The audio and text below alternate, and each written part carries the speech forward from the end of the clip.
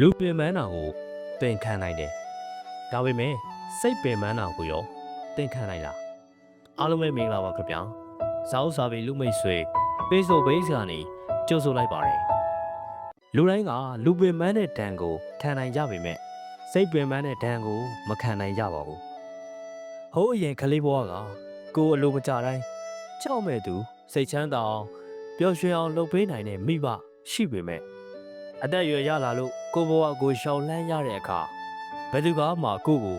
စိတ်ချမ်းသာအောင်ပျော်ရွှင်အောင်လုပ်မပေးနိုင်ပါဘူး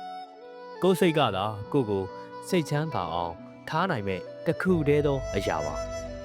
ဘဝမှာလူတိုင်းကအကြောင်းမျိုးမျိုးကြောင့်စိတ်သက်သာခြင်းဝမ်းနည်းခြင်းပူဆွေးသောကတွေပြေးမလွတ်နိုင်အောင်ရှိတဲ့ကြပါတယ်ဒါပေမဲ့ဒီအရာအလုံးကကိုယ်စိတ်ကဖြစ်ပေါ်လာတာပါကိုယ်စိတ်ကိုထိန်းရင်ဖြစ်ပေါ်လာတဲ့ခံစားချက်တိုင်းကိုအစွဲမထားရင်အကောင်းဆုံးပါပဲဖြစ်သမျှအကြောင်းကိုအကောင်းပဲမှတ်လိုက်ပါ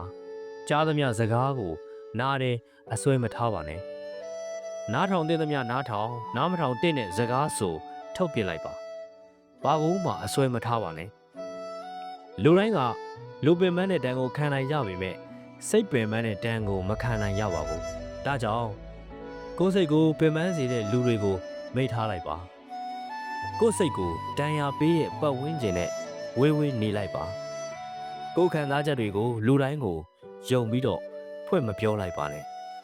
စေးပေးမဲ့သူတဲ့ထိုးနှက်မဲ့လူတွေကများတတ်ပါတယ်ဒီစိတ်နဲ့ကိုလည်းပြောနိုင်မှာမဟုတ်ပါဘူး